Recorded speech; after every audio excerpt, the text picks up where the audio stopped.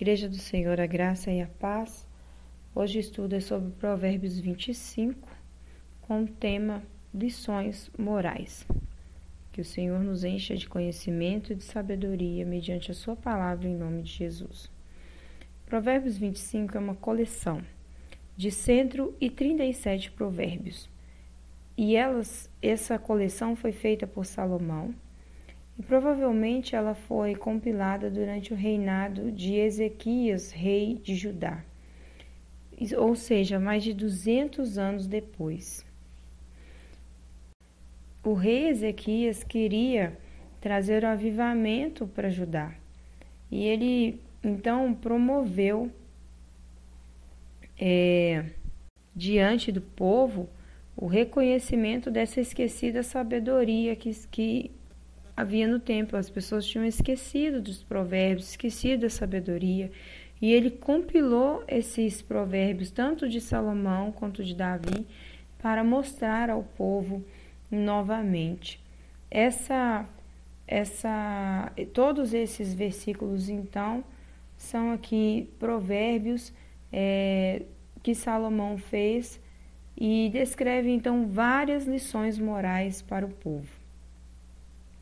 No primeiro versículo já traz essa instrução de que são provérbios de Salomão, aos quais transcreveram os homens de Ezequias, o rei de Judá. A glória de Deus é cobrir as coisas, mas a glória dos reis é esquadrinhá-las, ou seja, é decifrá-las. Nos versículos 2 e 3, então, há uma comparação entre os papéis de Deus e os papéis do rei. Deus é aquele cujo conhecimento está acima de todo o conhecimento humano e cujos caminhos são insondáveis. Ele guarda as coisas para si próprio porque não necessita de nenhum conselho. Ao contrário, os reis devem buscar aquilo de que precisam para que possam governar com justiça. Porque uma nação se estabelece quando a sabedoria substitui e purifica a perversidade. Na corte real, como em qualquer outro lugar, a autopromoção e o orgulho conduzem à destruição.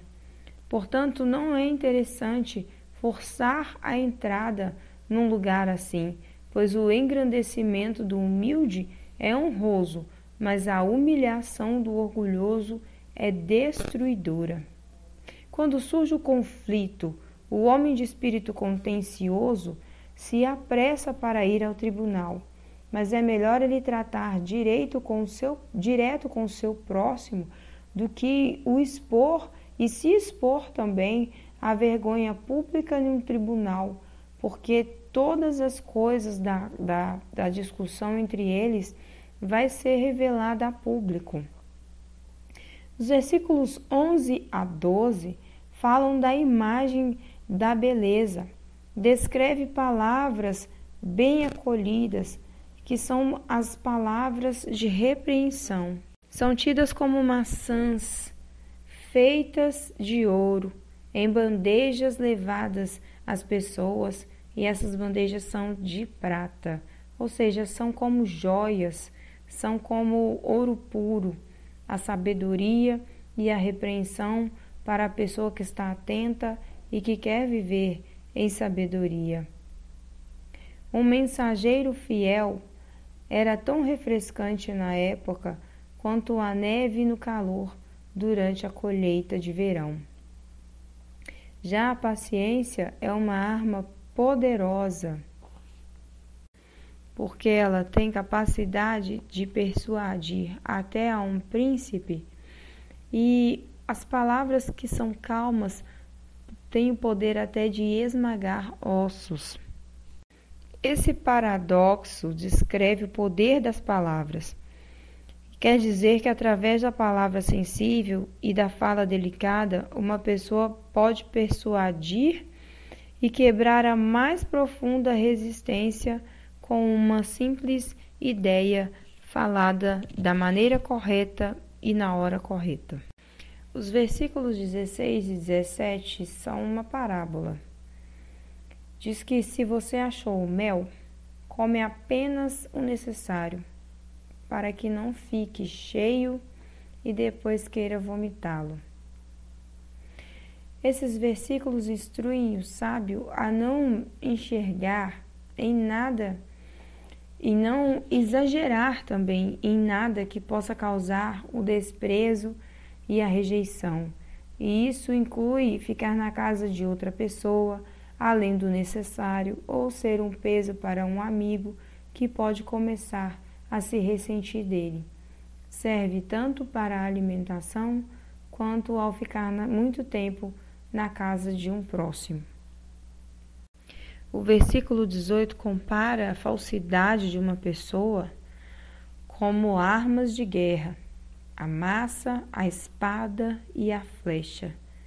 Esse tipo de homem é tão destrutivo para a reputação de uma pessoa como as armas são para o corpo de um soldado. O versículo 20 faz uma comparação sobre a insensatez. É como se despir num dia de frio, jogar vinagre sobre feridas, cantar canções junto a uma pessoa que está com o coração aflito. Ou seja, derramar vinagre ou como bicarbonato de sódio sobre uma ferida produz uma reação semelhante à fervura. E isso transforma a tranquilidade em agitação.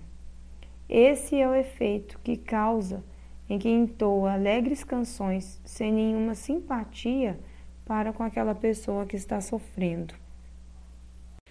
Os versículos 21 e 22 falam sobre a prudência em fazer boas ações para os necessitados, mesmo que esse seja quem aborrece. Se um inimigo ou uma pessoa que nos aborrece tiver fome, que nós venhamos lhe dar comida, venhamos dar pão para que ele coma. E se essa pessoa tiver sede, que lhe demos água para que essa pessoa mate a sua sede e beba dessa água e satisfaça o seu corpo, porque dessa forma serão amontoadas brasas vivas sobre a sua cabeça. Ou seja, do mesmo modo que os metais são derretidos quando colocados sobre brasas incandescentes, assim se amolece o coração de um inimigo que recebe esse tipo de bondade. É um contraste entre as brasas e o julgamento. E Paulo cita esse provérbio também, lá em Romanos, capítulo 12, versículo 20.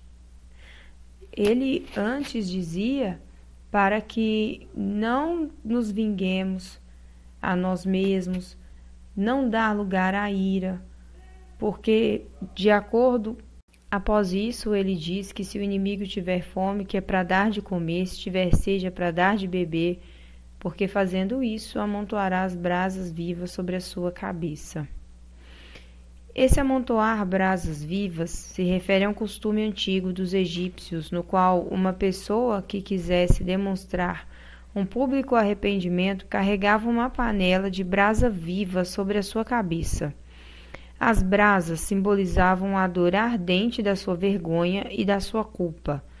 Portanto, quando os cristãos ajudam seus inimigos com amor e com carinho, esse procedimento causa uma vergonha para essas pessoas pelo ódio e pela animosidade que elas manifestavam antes.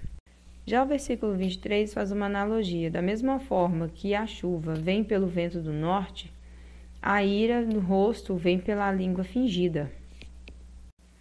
A questão aqui é a causa e o efeito que traz na vida da pessoa.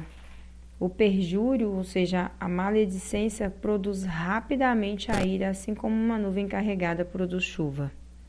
Novamente, o versículo 24 faz uma referência à mulher briguenta. É melhor morar no cantinho, dormir sem o menor conforto, do que ficar na mesma casa do que uma mulher briguenta.